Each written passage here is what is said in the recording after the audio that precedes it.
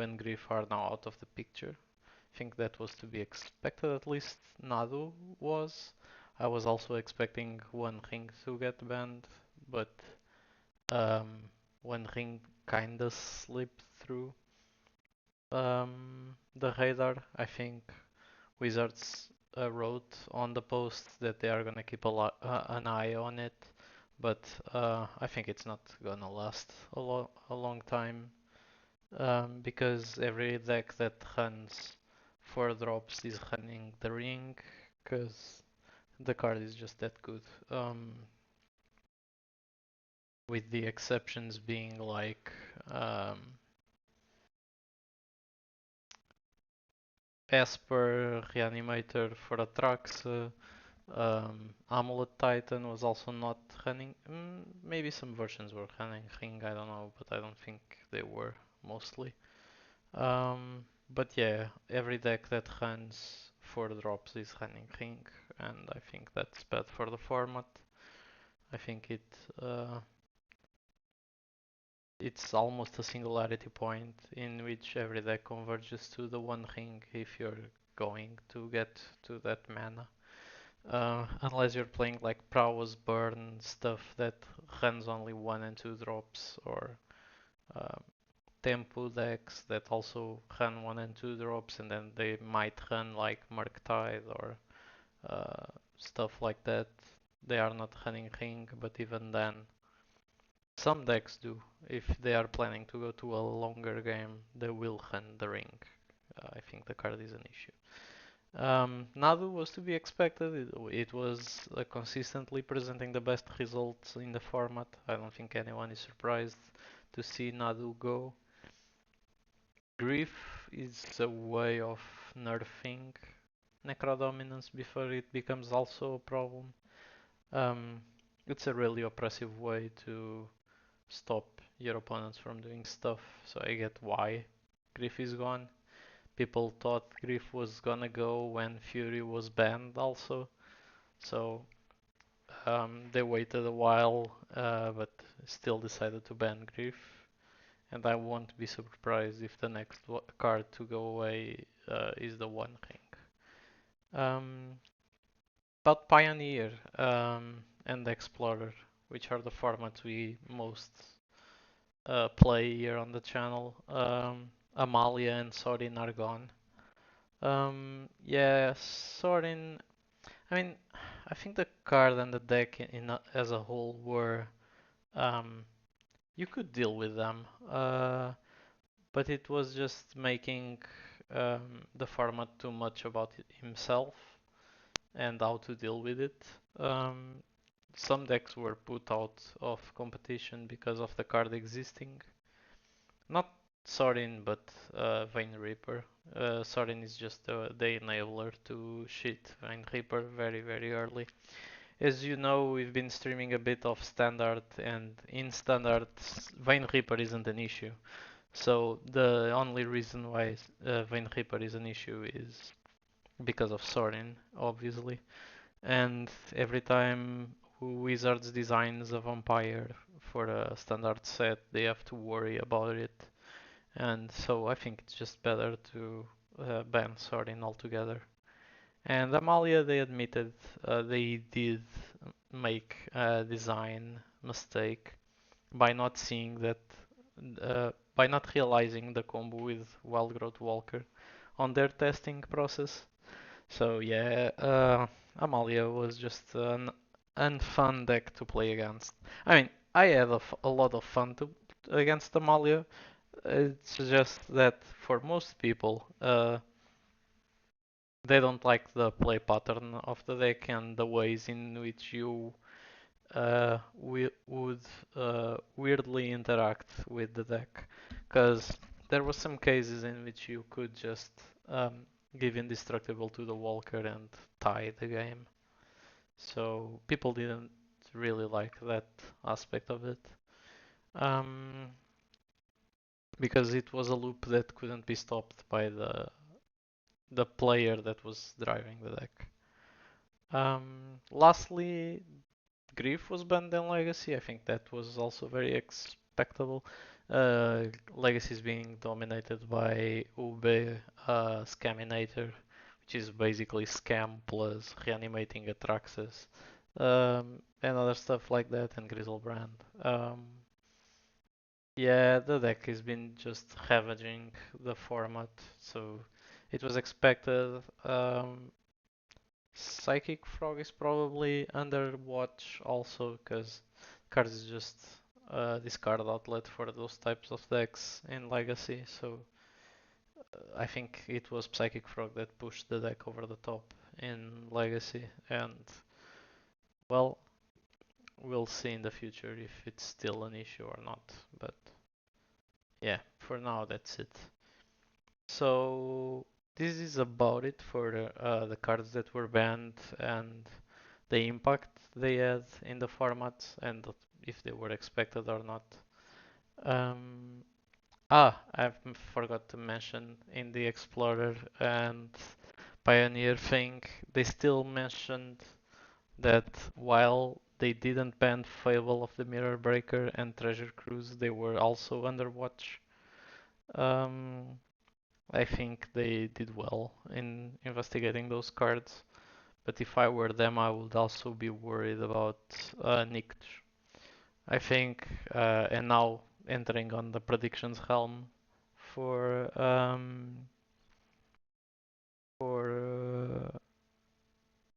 Pioneer and Explorer, I think that Mono Green is gonna have a rise in the share.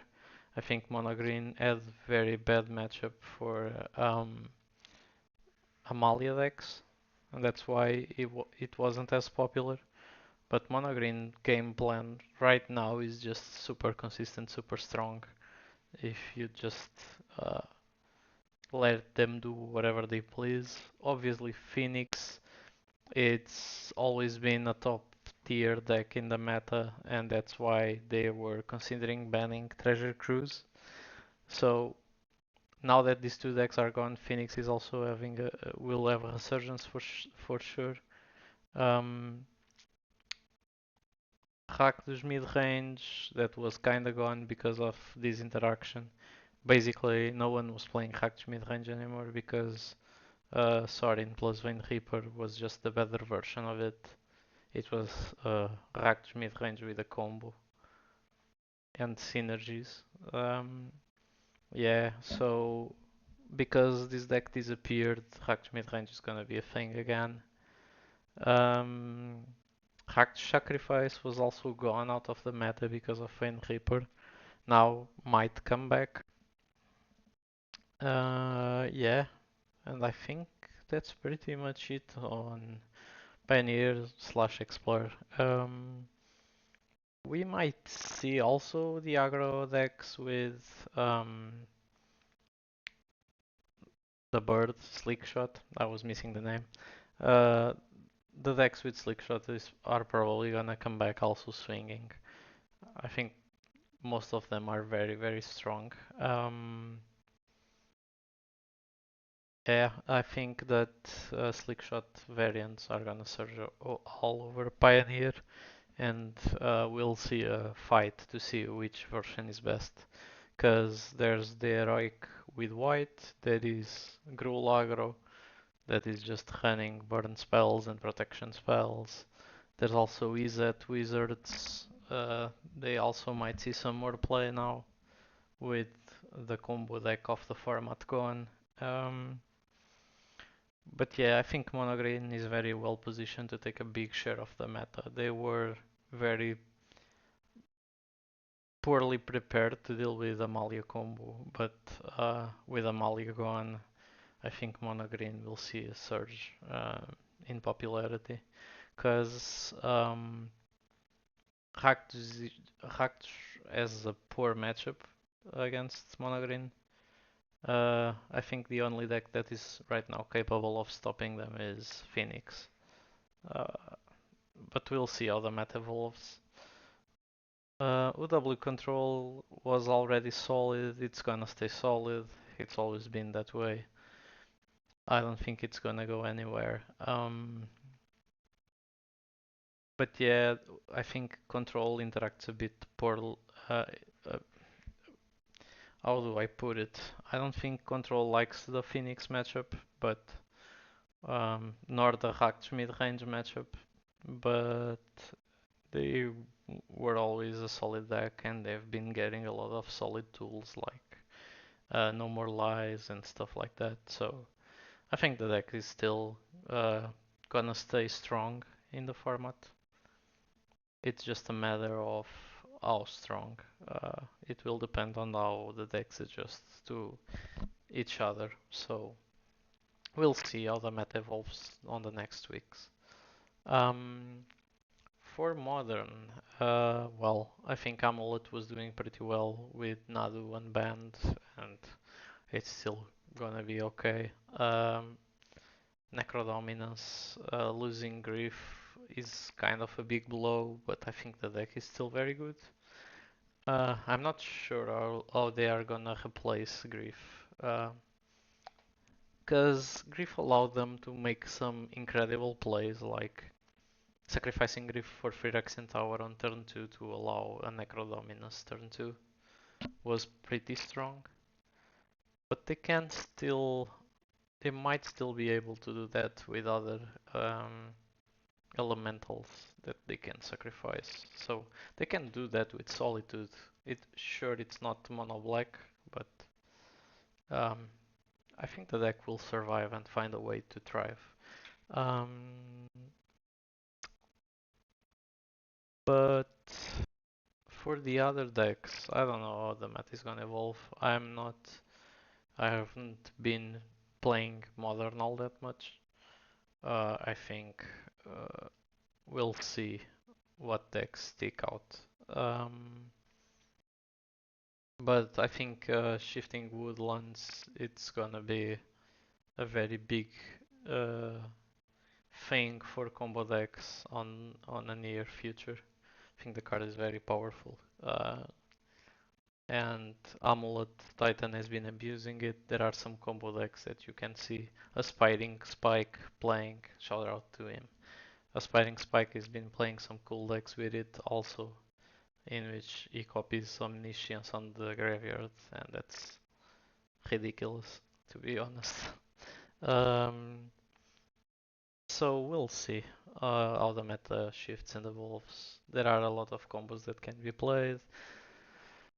I think the prowess decks are also very strong.